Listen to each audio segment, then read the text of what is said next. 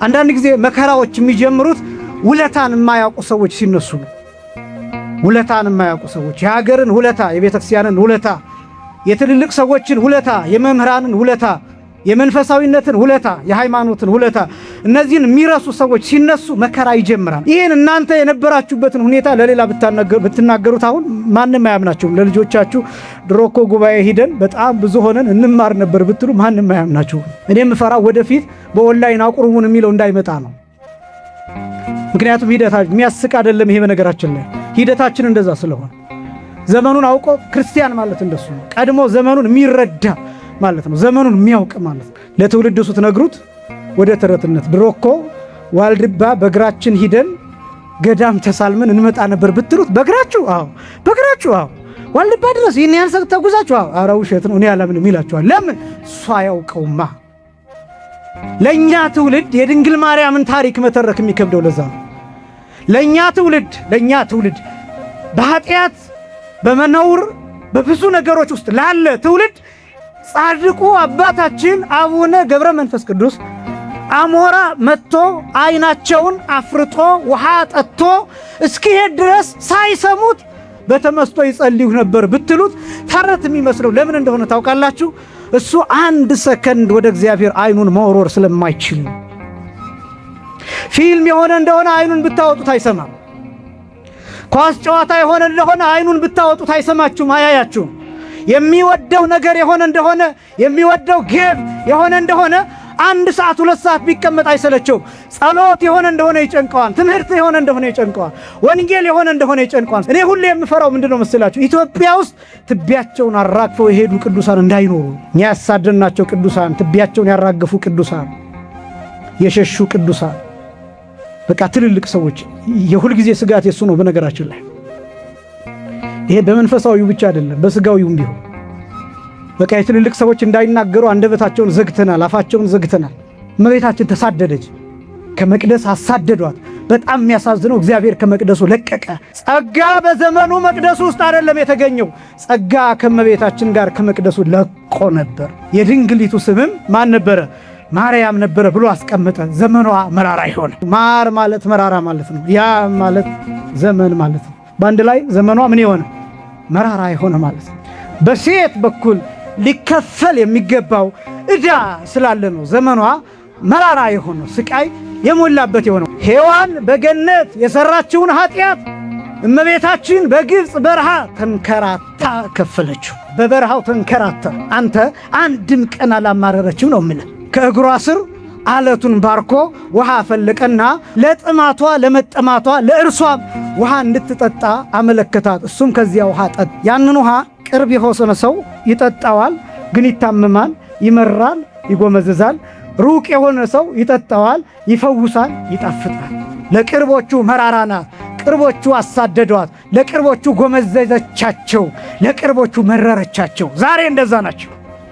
የእመቤታችን ስም የሚመራቸው፣ የእመቤታችን ስም ሲጠራ የሚደነግጡ የሚጨነቁ፣ 24 ሰዓት በጣም ብዙ የሚሉ፣ ለምን ተዘመረ ስለ እመቤታችን የሚሉ፣ ስለ ራሳቸው የሚዘመርላቸው ደስ የሚላቸው፣ ሲሰገድላቸው ስግደት የሚቀበሉ ሰዎች፣ ተንበርክከው ሳር የሚግጡላቸው ሰዎች፣ ተንበርክከው የጫማቸውን ሽታ የሚያሸቱላቸው ሰዎች፣ እነሱን የማይከለክሉ ግን የጌታ እናት ስም ሲጠራ የሚጨነቁ ሰዎች በዓለም ላይ ብዙ ናቸው። በስመ አብ ወወልድ ወመንፈስ ቅዱስ አሃዱ አምላክ አሜን። ስብሐት ለእግዚአብሔር ኪያነ ዘፈጠረ ከመ ናምልኮ። እንሰግድለት ዘንድ እናመልከው ዘንድ እንገዛለት ዘንድ እናመሰግነው ዘንድ የፈጠረን አምላካችን እግዚአብሔር የባህሪ ምስጋና ለእርሱ ይሁን። ስብሐት ለማርያም እመ አምላክ እግዝእትነ ወመድኃኒትነ።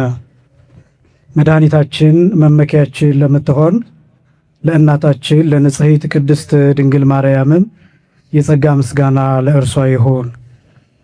ስብሐት ለመስቀለ ክርስቶስ ዕፀ መድኃኒት ኃይልነ ወፀወንነ።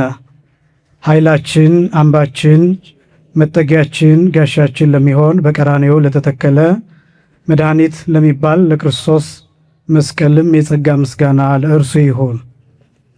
ክቡር አባታችን ሊቀ ብርሃናት መምህር ቀሲስ ናሁሰናይ የዚህ ታላቅ ደብር ዋና አስተዳዳሪ፣ ክቡራን የዚህ ታላቅ ደብር አገልጋዮች፣ መምህራነ ወንጌል፣ ሰባክያነ ወንጌል፣ ሊቃውንተ ቤተክርስቲያን፣ ያሬዳውያን አባቶች፣ ቀሳውስትና ወንድሞች ዲያቆናት፣ እንዲሁም ዘማሪያን፣ እንዲሁም የደብሩ ሰንበት ትምህርት ቤት መዘምራን፣ ክቡራን የእግዚአብሔር ልጆች አባቶች፣ እናቶች፣ ወንድሞች፣ እህቶች እንዲሁም ሕፃናት ሁላችሁም በልዑል እግዚአብሔር ስም እንደምን ዋላችሁ?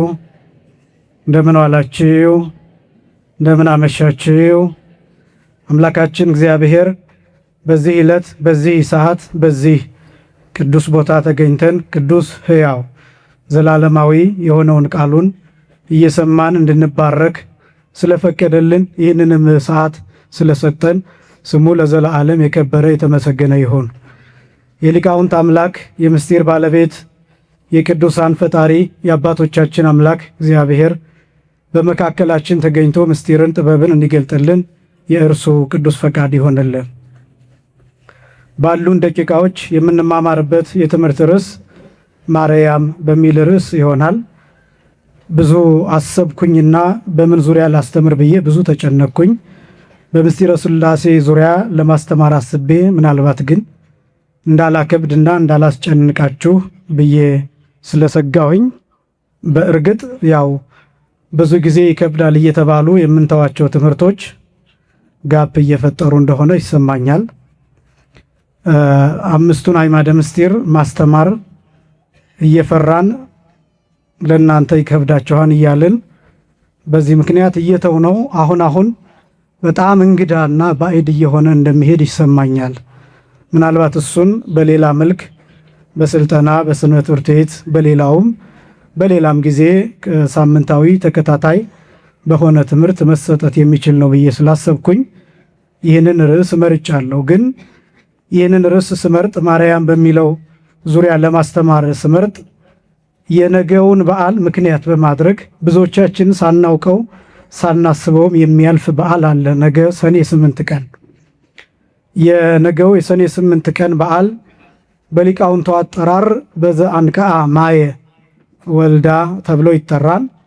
ልጇ ውሃን ያመነጨበት የሚል ታሪክ የሚተረክበት ነው። ሰኔ 8 ቀን የስደት ታሪክ የእመቤታችን የቅድስት ድንግል ማርያም የመከራና የስቃይ ታሪክ የሚነገርበት የሚተረክበት በስደቷ ወቅት እሷም የተጠማችበትና ልጇም ጌታችን መድኃኒታችን ኢየሱስ ክርስቶስ በሕፃንነቱ ውሃ የተጠማበትና በዚህ ምክንያት ተአምራት የተገለጠበት ዕለት ነው የነገው። ዋዜማ ላይ ስለሆንን ማርያም በሚል ርዕስ አጠቃላይ ከእመቤታችን ከቅድስት ድንግል ማርያም ስም ጋር የተገናኙትን ነጥቦች ማሳየት ስለፈለግኩኝ በዚህ ምክንያት በዚህ ርዕስ እንድንማማር ፈለግኩኝ። ግን የኔ ፍላጎት ብቻ ሳይሆን የእግዚአብሔር መንፈስ ቅዱስ ፈቃድ ይሆንልን። እንደ መነሻ ከመጽሐፍ ቅዱስ ሐሳብ ውጭ ርዕስ ማድረግ ስለማይገባ እንደ ስብከት ዘዴው ማለት ነው የቅዱስ ሉቃስ ወንጌል ምዕራፍ 1 ቁጥር 27 ላይ ያለውን ቃል መነሻ ማድረግ ስላለብን የቅዱስ ሉቃስ ወንጌል ምዕራፍ 1 ቁጥር 27 ላይ የድንግሊቱ ስም ማርያም ነበረ የሚል ይህንን ቃል መነሻ እናደርገዋለን። ለምንድን ነው ይህንን የተናገርኩት? ክፍተት እንዳይፈጠር ነው። አባቶቻችን በተናገሩት መሰረት የአንድ ስብከት መሪ ቃል ወይም ርዕስ ሆኖ ማገልገል የሚገባው ከ10 መጻሕፍት ወይም ከ81 ቅዱሳት መጻሕፍት ተነስቶ ለማብራሪያነት ሌሎችን አዋልድ መጻሕፍት መጠቀም ይገባል እንጂ ከ10 መጻሕፍት ወይም ከ81 ቅዱሳት መጻሕፍት ውጭ ያሉትን እንደ ርዕስ እንደ መሪ ቃል አድርጎ መጠቀም አይገባም። በዚህ ምክንያት የመጽሐፍ ቅዱስ መነሻ መሰረት እንዲኖረን የቅዱስ ሉቃስ ወንጌል ምዕራፍ 1 ቁጥር 27 ላይ የድንግሊቱ ስምም ማርያም ነበረ በሚል ማርያም የሚለውን ቃል አንስተን እኛ በዚህ እንነጋገራለን። በድጋሚ እግዚአብሔር መንፈስ ቅዱስ ምስጢርን ጥበብን እንዲገልጥልን የእርሱ ቅዱስ ፈቃድ ይሆንልን። በመጽሐፍ ቅዱስ እመቤታችንን ጨምሮ ማርያም የሚባሉ 7 ሴቶች አሉ። ምናልባት በደንብ ካጠናን ያው እርግጠኛ ያልሆንኩበት ስላለ ወደ 8 ማርያሞችን አጠቃላይ ልናገኝ እንችላለን። ይህ በመጽሐፍ ቅዱስ ብቻ ነው። በሌሎች መጽሐፍት በስንክሳር በአዋልድ መጽሐፍት የተጻፉ ማርያም የሚባሉ በጣም ብዙ አሉ፣ እንደነ ማርያም ግብፃዊት ያሉ። እኔ ግን በደንብ ትኩረት እንድታደርጉበት የምፈልገው ይሄ ስም ለሁለት ሴቶች ሲሆን የተለየ ትርጉም አለው። ማርያም የሚለው በዋናነት ሁለት ሴቶችን ሲመለከት የተለየ ድንቅ እና የሚገርም ምስጢር አለው። የመጀመሪያ ማርያም ተብላ የተጠራችዋ ሴት ለመጀመሪያ ጊዜ የሙሴ እህት ማርያም ናት። ማርያም የሚለው ሲተረጎም ያው የኛ ሊቃውንት ትርጉም እንመጣበታለን። በዕብራይስጥ ቋንቋ ሁለት ቃል ነው፣ ማርና ያም የሚል ነው። ማር ማለት መራራ ማለት ነው። ያም ማለት ዘመን ማለት ነው። ትርጉሙ ቀጥታ የዕብራይስጥ ትርጉሙ። አለቃ ኪዳነ ወልድ ክፍሌ የሚባሉ ሊቅ ለሃይማኖት አይጠቀሱም፣ ለቃላት ለቋንቋ ይጠቀሳሉ፣ ለግዕዝ ይጠቀሳሉ፣ ለዕብራይስጥ ይጠቀሳሉ። መዝገበ ክፍል መዝገበ ሰዋስው የሚል የኪዳነ ወልድ ክፍሌ መጽሐፍ አለ። እዛ ላይ ማርያም የሚለውን ሲተረጉሙ ሚር ማለት ማር ማለት መራራ ማለት ዘመን መራራ ማለት ነው። ማር ሚር ማለት ያም ማለት ደግሞ ዘመን ማለት ነው ብለው ይተረጉሙታል። ስለዚህ አንድ ላይ ማርያም ማለት ዘመኗ መራራ የሆነ የሚል ትርጉም ይሰጣል። ሕይወቷ መራራ የሆነ፣ እድሜዋ መራራ የሆነ፣ ኑሮዋ መራራ የሆነ የሚል ትርጉም ይሰጣል። ስለዚህ ማር ማለት ሚር ማለት ማራ ማለት መራራ ማለት ነው። ማስረጃ ኦሪት ዘጸአት ምዕራፍ 15 ቁጥር 22 ላይ እስራኤላውያን በሚጓዙበት ጊዜ አንድ ውሃ አግኝተው ውሃውን ሲቀምሱት ጨዋማ ስለነበረ መረራቸውና ይሄ ውሃ መራራ ነው ሲሉ ማራ ብለው ጠሩት። ምን ብለው ጠሩት? ማራ ብለው ጠሩት። ማራ ማለት መራራ የሚጎመዝዝ ማለት ነው። ማር ማለትም ሚር ማለትም ተመሳሳይ ቋንቋ ያለው ነው። ስለዚህ ማርያም ማለት ሚርያም ማርያም ብለን እንጠራለን። ያም የሚለው ቃል ደግሞ በግዕዙ ግዕዝ፣ ዕብራይስጥ፣ አረብ እነዚህ ሶስት ቋንቋዎች ተያያዝነት ያላቸው ናቸው። በግዕዙ ዮመ የሚለው ቃል ሰፈረ፣ ለካ፣ ቀመረ፣ ቆጠረ፣ ጊዜ ተናገረ የሚል ትርጉም አለው ግዕዙ። ዮም ማለት ዛሬ፣ ዕለት፣ 24 ሰዓት፣ የጊዜ ቁጥር፣ የጊዜ ስፍር፣ የጊዜ ቀጠሮ የሚል ትርጉም ያለው ነው ዮም የሚለው። በዕብራይስጡ ያም ሆኖ ጊዜ፣ ዘመን፣ ስፍር፣ ቁጥር፣ ልክና መጠን የሚለውን የሚያሳይ ነው። ስለዚህ ማርያም የሚለው ከነዚህ ሁለት ቃላት ነው የሚመጣው። የመጀመሪያው ይሄ ስም በትክክል የሚገልጣት የሙሴ እህት ማርያም የተባለችበትን ታሪክ በጥቂቱ ስናነሳ ለምን ይሄ ስም እንደተሰጣት እንግባባለን። የሙሴ እህት ማርያም የተወለደችበት ዘመን ወንዶች የሚገደሉበት የነበረበት ዘመን፣ የጭንቅ ዘመን፣ የስቃይ ዘመን፣ የባርነት ዘመን፣ ጡብ ይረግጡ የነበረበት ዘመን፣ ጭቃ ያቦኩ የነበረበት ዘመን፣ ግንብ ይሰሩ የነበረበት ዘመን፣ ልጆች ተረግጠው ደማቸው አብሮ ሕንፃ ይሰራበት የነበረበት ዘመን ነው። በዚያ ዘመን ወንድ ልጅ መውለድ መከራ፣ ስቃይ የሆነበት ዘመን ነው። የወንድ ልጆች እናቶች ወዲያውኑ ወንድ ልጆቻቸው እንደተወለዱ የወንድ ልጆቻቸውን ሞት ማየት ግዴታ፣ ታንቀው ሲገደሉ ማየት ግዴታ የነበረበት ዘመን ነው። እስራኤላዊነት ጥያቄ ምልክት የገባበት ዘመን፣ የእግዚአብሔር ሕዝብ መባል መከራ እንዲቀበሉ የነበረበት ዘመን፣ ዮሴፍ የተረሳበት ዘመን ነበር። ያ ዘመን ዮሴፍ የተረሳበት ዘመን መጽሐፍ ቅዱሱ የሚገልጠው ኦሪት ዘጸአት ምዕራፍ 1 ከቁጥር 3 ጀምሮ ስትመለከቱ መከራው እንዴት እንደሚጀምር ሲያሳይ በዚያ ዘመን ዮሴፍን የማያውቅ ንጉሥ በግብፅ ተነሳ ብሎ ነው የሚገልጠው። ዮሴፍን የማያውቅ ዮሴፍ ለግብፅ ውለታ የዋለ ነው። ዮሴፍ ግብፅን ከረሃብ የታደገ ነው። ዮሴፍ ለትውልድ የደረሰ ብልሃተኛ ሆኖ ጥበበኛ ሆኖ ከእግዚአብሔር ጥበብን ተከብሎ ሀገር የታደገ ለሌላውም ሀገር የተረፈ ግብፅ በበጎ ታሪክ እንድትነሳ ያደረገ ነው ዮሴፍ። የ7 ዓመትን ረሃብ በጥጋብ እንዲያልፉት ያደረገ የፈርዖንን ህልም የተረጎመ ብቻ ሳይሆን ያየውን ህልም ወደ ጥሩ የቀየረ ነው ዮሴፍ ማለት ለግብፅ ባለውለታዋ ነው። መከራው ሲጀምር ግን ዮሴፍን የማያውቅ ንጉሥ ተነሳ። አንዳንድ ጊዜ መከራዎች የሚጀምሩት ውለታን የማያውቁ ሰዎች ሲነሱ ነው።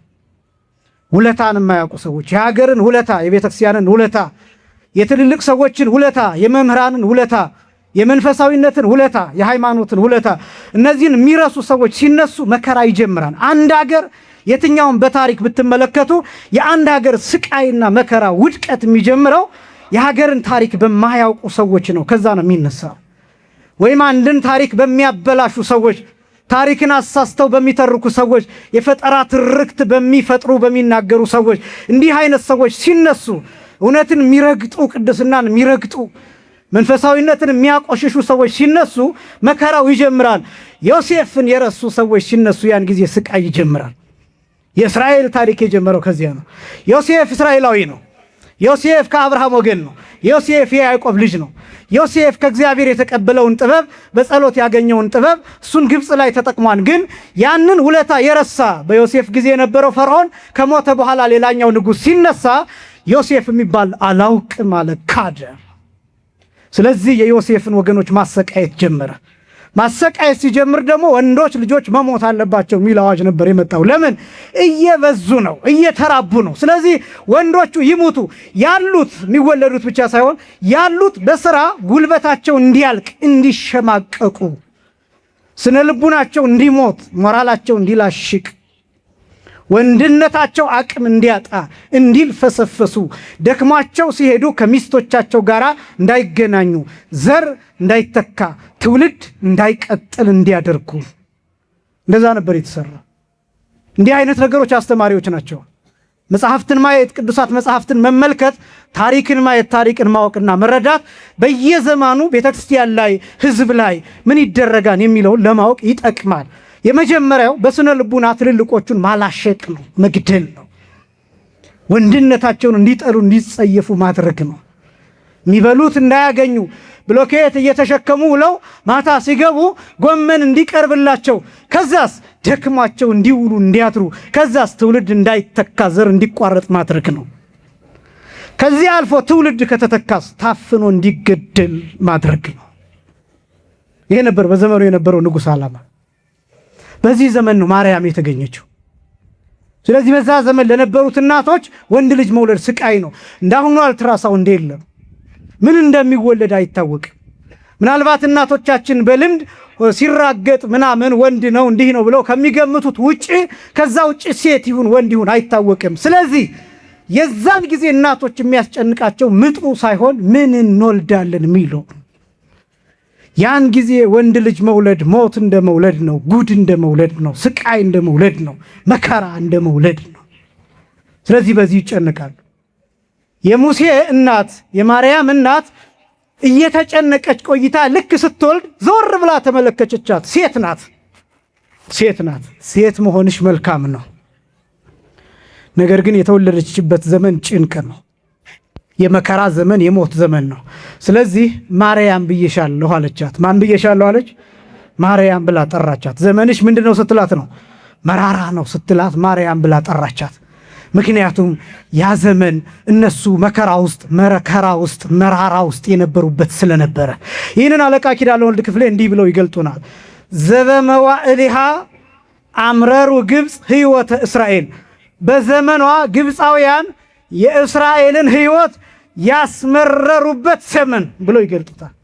የተጨነቁበት ዘመን፣ የተሰቃዩበት ዘመን፣ የሚያለቅሱበት ዘመን ስለነበረ በዚህ ምክንያት የሙሴን እህት ማርያምን ማርያም ብላ ጠራቻት፣ ዘመኗ መራራ ስለሆነ። አሁን ወደ እመቤታችን ይሄ ስም እንዴት መጣ ወደሚለው ደግሞ እንምጣ። እንዳልኳችሁ ከእመቤታችን ጨምሮ አጠቃላይ ወደ 8 የሚደርሱ ሴቶች ማርያም ተብለው ተጠርተውበታል። በትክክል ግን ይሄ ስም የሚገልጠው ሁለቱን ነው ብያችኋለሁ፣ የሙሴን እህት ማርያምንና እመቤታችን ቅድስት ድንግል ማርያምን። የሙሴ እህት በተወለደችበት ዘመን የነበሩት ነገሮች በሙሉ በእመቤታችን ዘመን ነበሩ። በዚያ ዘመን ስደት እንደነበር በእመቤታችንም ስደት ነበር። በዚያ ዘመን ግብፅ እንደነበሩ እመቤታችንም ወደ ግብፅ ተሰዳለች። በዚያ ዘመን ፈርዖን እንደነበር በእመቤታችንም ጊዜ ሄሮድስ ነበር። በዚያ ዘመን ወንዶች እንደተገደሉ በእመቤታችንም ጊዜ 144,000 ሕፃናት ተገለዋል። ስለዚህ የእመቤታችን ታሪክ የሙሴ እህት ማርያም ከነበረችበት ታሪክ ጋር ሳይሜትሪክ ነው፣ የመስታወት ምስል ያለው ነው። ልክ አንድን መጽሐፍ ስንገልጠው በቀኝና በግራ ፔጅ እንዳለ ሁሉ ልክ እንደዛ የሙሴ እህት ማርያም የነበረችበት ዘመን በትክክል እመቤታችን የነበረችበትን ዘመን አስቀድሞ የሚያሳይ የሚገልጥ ነበር። ስደቷ ከስደታቸው ጋር፣ መከራዋ ከመከራቸው ጋር፣ ስቃይዋ ከስቃያቸው ጋር፣ ረሃቧ ከረሃባቸው ጋር፣ ጥሟ ከጥማቸው ጋር፣ ወደ ግብፅ መሰደዷ በግብፅ ከመኖራቸው ጋር ከነዚህ ጋር ይገናኛል ማለት ነው። በዚህ ረገድ በደንብ ደግሞ እንድታጠኑት የፈለኩት ይሄ ብቻ አይደለም።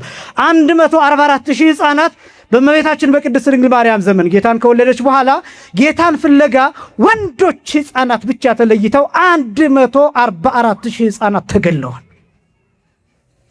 በሙሴ እህት ማርያም ዘመንም ይገደሉ የነበሩት ወንዶች ብቻ ናቸው። ይገደሉ የነበሩት ምኖች? ሕፃናት ወንዶች። ቁጥራቸው አልተጻፈልንም። ስለዚህ ዘመኗ ከዘመናቸው ጋር ይገናኛል፣ የእመቤታችን ዘመን። ይሄ ብቻም አይደለም። እመቤታችን ቅድስት ድንግል ማርያም ዘመኗ መራራ ነው። አጠቃላይ ሕይወቷ መራራ ነው። ኑሮዋ መራራ ነው።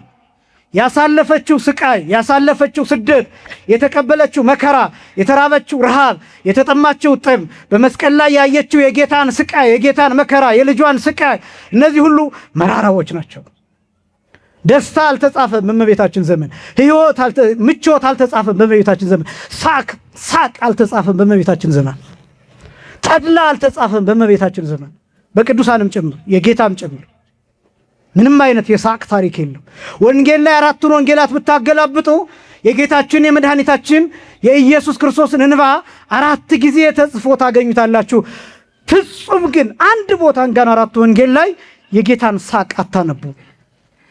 ጌታ እዚህ ቦታ ሳቅ የሚል አታገኙም። ከት ብሎ ሳቅ የሚል አታገኙም።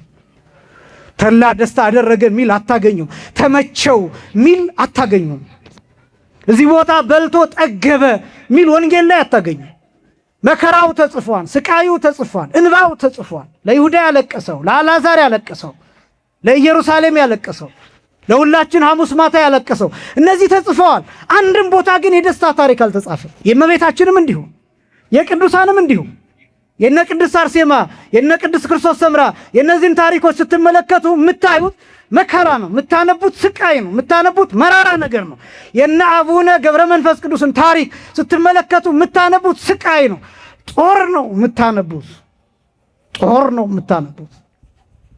ለምንድን ነው ሲባል መንግሥተ ሰማያትን ለማግኘት በዚህ ዓለም ማዘን ስለሚያስፈልግ። ወንጌል የተናገረው ብፁዓን እለ ይላህው ይእዜ፣ ዛሬ የሚያለቅሱ ብፁዓን ናቸው፣ በኋላ ደስ ይሰኛሉና። በየት? በመንግሥተ ሰማያት። ማልቀስ ይፈልጋል። የክርስትና ሕይወት ማልቀስ ይፈልጋል፣ ማንባት ይፈልጋል፣ ትንሽ ስቃይን መቀበል ይፈልጋል፣ ትንሽ መከራ ማየትን ይፈልጋል። ምቾት አይደለም ክርስትና፣ ተድላ አይደለም ክርስትና፣ ጥጋብ አይደለም ክርስትና፣ መሽሞንሞን አይደለም ክርስትና፣ አልጋ ላይ መተኛት አይደለም ክርስትና። ትንሽ ስቃይን፣ ትንሽ የጅራፉን የግርፋቱን ጠብታ መቀበልን ይፈልጋል። ትንሽ ጥቂት መንከራተትን ይፈልጋል። ይሄም ቢሆን እናንተ ያላችሁበትን ሁኔታ ቢሆን ተመችቷችሁ እንዳልሆነ እናውቃለን። እዚህ ስትቀመጡ አንዳንዶቻችሁ ቁማችሁ፣ አንዳንዶቻችሁ ወንበር ላይ ተጣብቃችሁ እንደ ቤታችሁ ላይ መቻችሁ ይችላል። ሻይ ቤት እንደምትሆኑት ላይሆን ይችላል። በሆቴል እንደምትሆኑት ላይሆን ይችላል። ወክ እንደምታረጉት ምናምን ላይሆን ይችላል። ጥቂት ግን መከራውን መካፈል አለባችሁ። አያችሁ፣ ተጠጋግታችሁ ተቀምጣችሁ ሳይመቻችሁ ጥቂት መከራውን መካፈል አለባችሁ። እያስቀደሳችሁ ጥቂት ሰዓት ቆማችሁ መከራውን መካፈል አለባችሁ። እየጾማችሁ ጥቂት ተርባችሁ ጥቂት መከራውን መካፈል አለባችሁ። ጥቂት ሰዓት አብራችሁ ዘምራችሁ ጥቂት መከራውን መካፈል አለባችሁ። ክርስትና እንደሱ ነው። የቅዱሳን ታሪክ የሚያሳየው ይሄ ነው። የእመቤታችን ታሪክ የሚያሳየው ይሄ ነው። ስለዚህ ዘመኗ በሙሉ መራራ ነው። አንድ እመቤታችን ስትወለድ ለምሳሌ በስደት ነው የተወለደችው። በስደት የተወለደችው አገሯ አይደለም፣ የእናት አባቷ አገር አይደለም። ልክ መጸነሷ ሲታወቅ ገና ተአምራት እየተደረገ ስለነበረ፣ በእናቷ ማህፀን ሆና እውር እያበራች ስለነበረ፣ ሙት እየተነሳ ስለነበረ ይሄ ተአምራት ሲታይ ሐናና ኢያቄምን እናጥፋ ብለው አይሁዳውያን መነሳታቸውን ነገረ ማርያም ይተርክልናል። ከዚያስ ሐናና ኢያቄም ተሰደዱ። ወዴት ሄዱ? ሊባኖስ ተብሎ ወደሚጠራ ተራራ ጫካ። ይሄ ቦታ እስከ ዛሬ ድረስ ጫካ ነው። ሄጄ ባይኔ አይቼዋለሁ። እመቤታችን የተወለደችበትን ቦታ እስከ ዛሬ ድረስ ጫካ ነው። ትልቅ ተራራ ነው። የሚጎበኝ ቦታ ነው። የሚጎበኝ ስፍራ ነው። ግን ጫካ ነው። የተወለደችው እዚያ ነው። የዛሬ 2000 ምናምን ደግሞ አስቡት። ምን አይነት ጫካ እንደነበረ። በመከራ ነው የተወለደችው፣ በስቃይ ነው የተወለደችው። ግንቦት አንድ ቀን እመቤታችን ስትወለድ ጎረቤት የለም፣ የሚከብ ቤተሰብ የለም፣ አክስት አጎት የለም። እኛ እንደምንለው ገንፎ ምናምን የሚባለው ለአራስ የሚቀርበው ነገር የለም። በመከራ ነው የተወለደችው። ስለዚህ እመቤታችን ስትወለድ ምን አሏት? ማርያም ብለው ጠሯት። ዘመንሽ ምንድን ነው? መራራ ነው ሲሉ ማርያም ብለው ጠሯት። ሚሪያም ብለው ጠሯት። ዘመኗ መራራ እንደሆነ በስደት ተወለደች፣ በጫካ ተወለደች።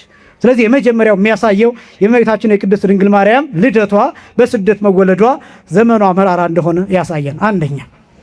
ሁለተኛ እመቤታችን የተወለደችው ብቻ አይደለም፣ የወለደችው ተሰዳ ነው። የወለደችው ምን ብላ ነው አልኳችሁ? ተሰዳ ነው። ከመውለዷ በፊትም እንዲያው በመጽነሷ ጊዜም ተሳዳለች። ከመጽነሷ አስቀድማም ከነበረችበት መቅደስ ተሳዳለች። ይህ ሁሉ ማርያም የሚለውን ስም ያሳያል። ማር ማለት መራራ ማለት ነው። ያም ማለት ዘመን ማለት ነው። ማር ማለቱን ማለት ነው አልኳችሁ፣ መራራ። ያም ማለቱን ማለት ነው። ስለዚህ በአንድ ላይ ዘመኗ ምን ማለት ነው? መራራ የሆነ ማለት ነው። ስቃይ የሞላበት ማለት ነው። ይህንን ማሳየት ያስፈልገው ለምንድን ነው መሰላችሁ? አንዳንድ ነገሮችን ከስር ከመሰረቱ ካልተረዳን ቅዱሳንን ማክበር አንችልም። በነገራችን ላይ በተለይ የኛ ትውልድ አንዳንድ ነገር ካልሰማ ማክበር አያውቅበትም። እናንተን ለማለት አይደለም። የኛ ትውልድ አጠቃላይ እኛ ያለንበት ጄኔሬሽን ማክበር አያከብርም። እጁ ላይ ያለውን ወርቅ አያከብርም። እንደ ኩበት የሚቆጥር ትውልድ ነው። የሚያመክን ትውልድ ነው። እድሉን የማይጠቀም ትውልድ ነው። አሁን ትውልዱን እንደው እንዲህ እያልኩ ለመመጻደቅ አይደለም፣ ግን ደግሞ ያለንበት ዘመን ብዙ ጫና አለው ይታወቃል። ግን እንደዚህ ዘመን ብዙ እድሎች ያሉበት ዘመን የለም። እንደዚህ ዘመን ደግሞ በጎ እድሎች እየከሸፉ ያሉበት ዘመን የለም። ለምሳሌ እውቀትን ብትመለከቱ አሁን ሙሉ ነው። ኢንሳይክሎፒዲያ ውስጥ ተገብቶ ማንኛውም የተፈለው ነገር ይመጣል። ግን ዓለም ላይ በጣም ሰርች የሚደረገው ጎግል ላይ መጥፎ ነገሮች ናቸው። እነዚህ የሚወጡ ጥናቶች የሚያሳዩት ናቸው። በጣም ብዙ ወጣት ሰርች የሚያደርገው፣ በጣም ብዙ ወጣት ጎግል ላይ የሚፈልገው የትምህርት የዝማሬ የሚጠቅሙትን እውቀት ነክ ነገሮችን አይደለም። ሌላ አይምሮውን የሚያጠፋ ወደ ዝሙት የሚመራው ሰውነቱን የሚያሳጣውን ነገር ነው ሰርች የሚያደርገው። ስለዚህ በጣም እነዚህ የእውቀት ነክ ነገሮች አሁን ገና ጨለማ ናቸው።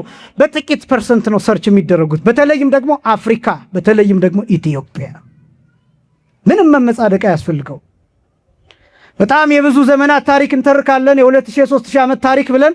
አሁን ግን ታሪካችን የሚያሳየው እሱን አይደለም። ታሪካችን አሁን ወደድንም ጠላንም የጥቂት 10 ዓመታት ታሪክ ነው። እሱም በቴክኖሎጂ የተጠለፈ ነው፣ በዲጂታል ዓለም የተጠለፈ ነው። ስለዚህ እውቀታችን ገለባ እየሆነ ነው፣ ብዙ ነገር እያጣን ነው። ስለዚህ ድሎቻችን እንዴት መጠቀም እንዳለብን ማወቅ አለብን። ይሄ ትውልድ ይሄ ብቻም አይደለም። በነገራችን ላይ ወደፊት የሚመጣው ዘመን ምን እንደሆነ ታውቃላችሁ? ይህን እናንተ የነበራችሁበትን ሁኔታ ለሌላ ብትናገሩት አሁን ማንም አያምናችሁም። ለልጆቻችሁ ድሮ እኮ ጉባኤ ሂደን በጣም ብዙ ሆነን እንማር ነበር ብትሉ ማንም አያምናችሁም። ምክንያቱም ከሆነ ጊዜ በኋላ ይሄ ታሪክ ይዘጋል፣ ይሄ ምዕራፍ ያበቃል። ጉባኤ ተሰብስቦ መማር ከሆኑ ዓመታት በኋላ እሱ ያልቃል። ብዙ ጊዜ ላለሁ ይሄ ምናባዊ ዓለም ውስጥ እየገባን ስለሆነ ሰዎች ላይቭ ሊከታተሉ ይችላሉ። በዙም ሊሆን ይችላል ጉባኤው፣ በዩቲዩብ ሊሆን ይችላል፣ በቲክቶክ ሊሆን ይችላል። ሰዎች ከዚህ እየቀነሱ ስለዚህ ቀጥታ ትምህርቱ ኦንላይን ይሆናል። በአካል መገኘት ይቀራል። እኔ የምፈራው ወደፊት በኦንላይን አቁርቡን የሚለው እንዳይመጣ ነው።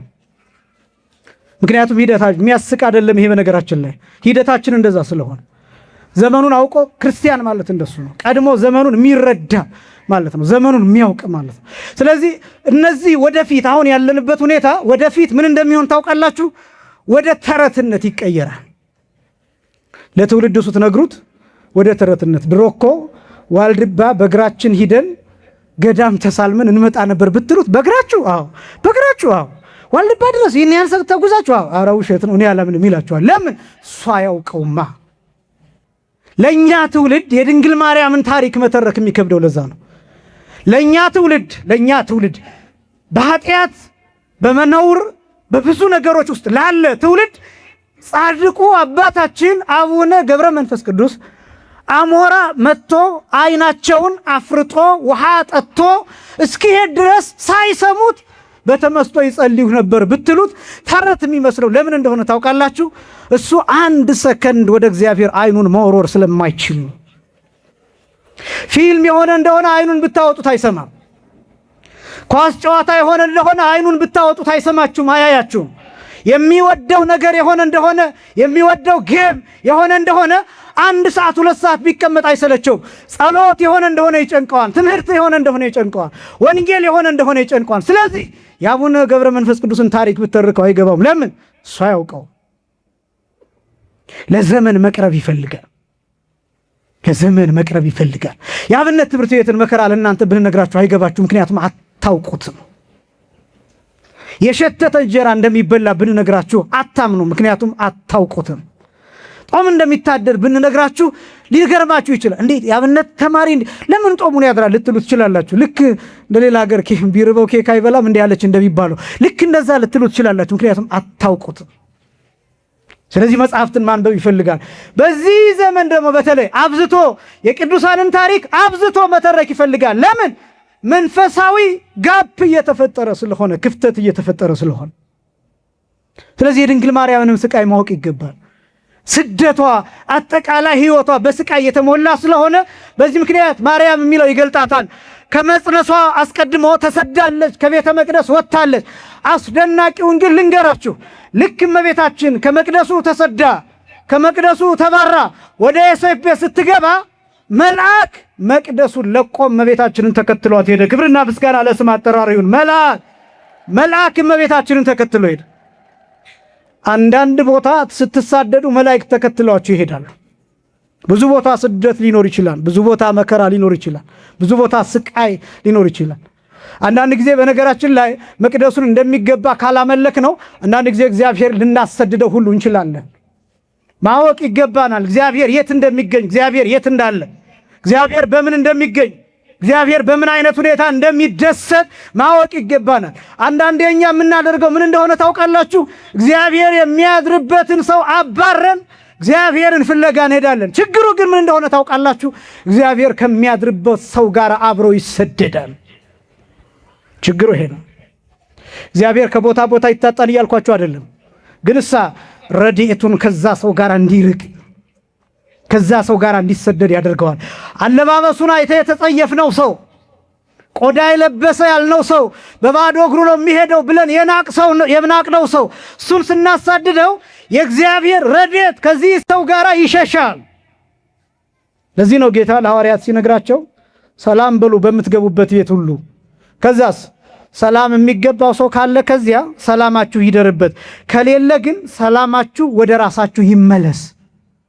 ሰላም የሚገባው ሰው ከሌለ፣ የሚቀበል ሰው ከሌለ፣ የሚገባው ሰው ከሌለ፣ ከዚያስ ከተቀበሏችሁ ወንጌልን ስበኩ፣ ካልተቀበሏችሁስ ትቢያችሁን አራግፋችሁ ከዚያ ውጡ። እኔ ሁሌ የምፈራው ምንድነው መስላችሁ? ኢትዮጵያ ውስጥ ትቢያቸውን አራግፈው የሄዱ ቅዱሳን እንዳይኖሩ።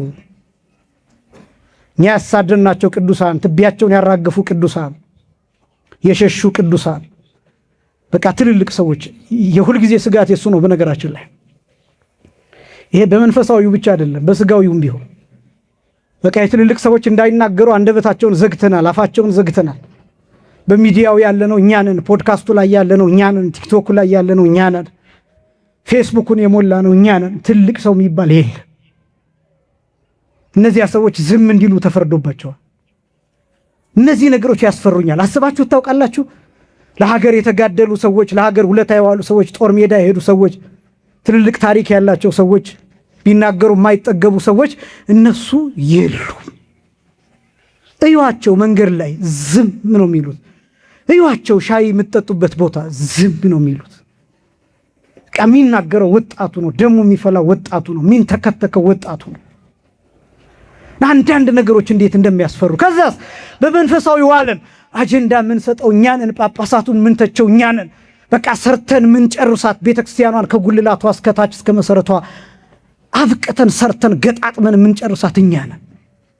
እነዚህ ትልልቆቹ ሰዎች ዝም ነው የሚሉት። አያስፈራችሁም? ግን አትፈሩም? እንደዚህ ሲሆን የሚያውቁት ሰዎች ዝም ሲሉ፣ ያነበቡት ሰዎች ዝም ሲሉ፣ ትልልቅ ቦታ ያሉት ሰዎች እነሱ ዝም ሲሉ አያስፈራም ማለት እኮ ያለብን እንዲያውም እባካችሁ እናንተ ተናገሩ ማለት ነው ያለብን። እነዚህ ሪከርደሮቻችንን ሪከርድ የሚያደርጉትን መሳሪያዎቻችንን ይዘን መሮጥ የነበረብን ወደ ትልልቅ ሰዎች ነው። ለምን? ታሪክ አላቸው።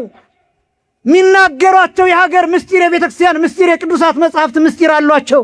ወደ እነሱ መሄድ ሲገባን የምንሮጠው ወደ ወጣቱ ነው። በዚህ ምክንያት ሁሉ ነገራችን ገለባ። በጣም ብዙ እድሎቻችንን አንጠቀምም። ጊዜውን ማየት ያስፈልጋል። ወጣቶች በተለይ እንደ መንፈሳዊ እንደ ክርስቲያን ማን ይናገር ማን ይምከር፣ የትኛው ነው ትልቅ በእድሜ የሚበልጥ ሰው? በነገራችን ላይ መማር ብቻ አይደለም፣ በእውቀት የሚበልጥ ሰው ካለ በጣም ትልቅ በእድሜው በመብለጡ ምክንያት ብቻ ነው የምላችሁ። በእድሜው ትልቅ በመሆኑ ምክንያት ብቻ፣ በዚህ ምክንያት ብቻ ሊከበሩ የሚገባቸው ብዙ አሉ።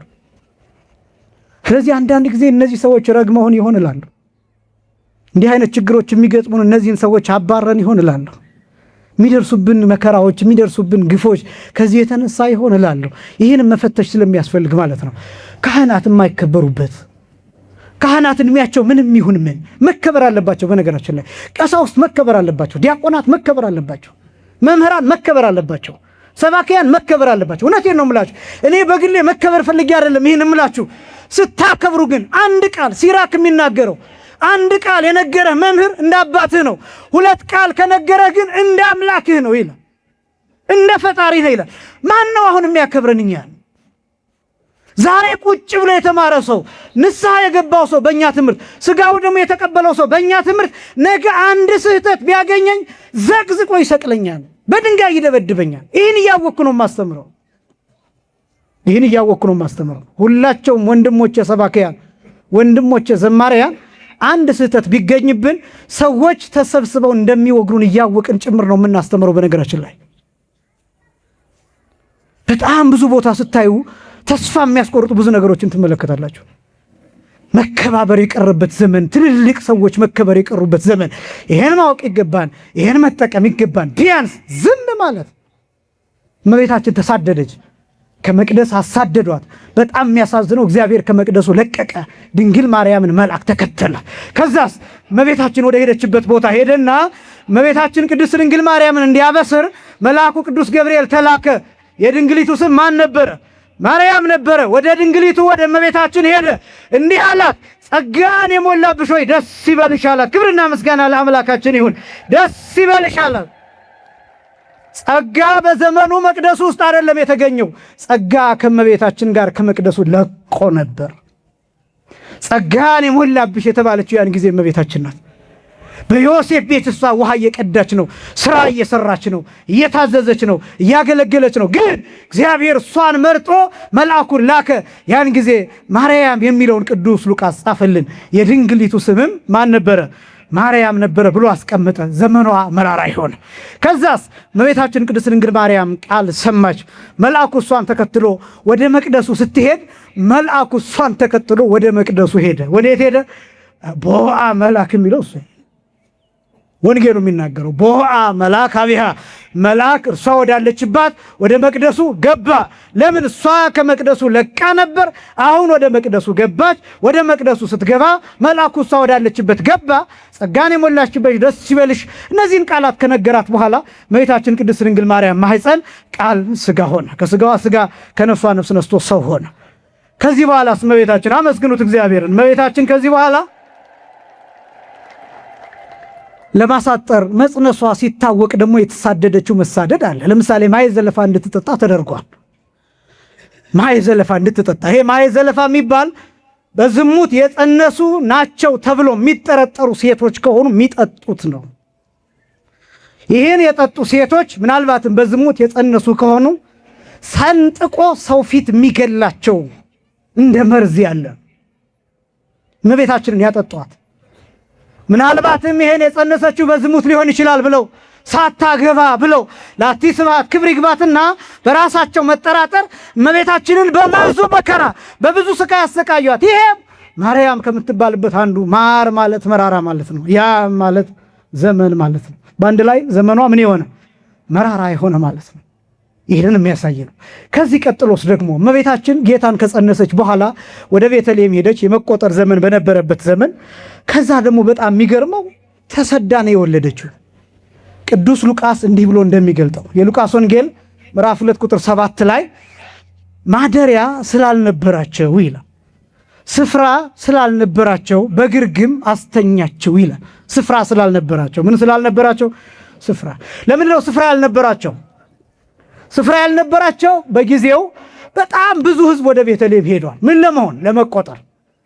ከቄሳር በወጣው ትእዛዝ መሰረት ከአውግስጦስ ቄሳር በወጣው ትእዛዝ መሰረት ዓለም በሙሉ ሰው ሁሉ ሕዝቡ ሁሉ እንዲቆጠር በወጣው ትእዛዝ መሰረት ሊቆጠር የወጣ ሰው በጣም ብዙ ነው። በዚህ ምክንያት አብዛኛው ቤት በእንግዳ ተይዟል። ግን አስደናቂው አብዛኛው ቤት በእንግዳ ተይዞ እውነተኛ እንግዳ የሆነው አካላዊ ቃል ኢየሱስ ክርስቶስ በእመቤታችን በቅድስት ድንግል ማርያም ማኅፀን ሆኖ በእናቱ በኩል ማደሪያ አጣ። የዓለም ፈጣሪ ዓለምን የፈጠረ የዓለም ጌታ ዓለምን በመሃል እጁ የያዘ 3 ክንድ ከስንዝር ቁመት ባላት በእመቤታችን በድንግል ማርያም ተወስኖ ግን በእናቱ በኩል ማደሪያ አጣ። ስፍራ ታጣ፣ ቦታ ታጣ፣ የእንግድነት ስፍራ ታጣ። ስለዚህ የከብቶች ማደሪያ ተገኘ።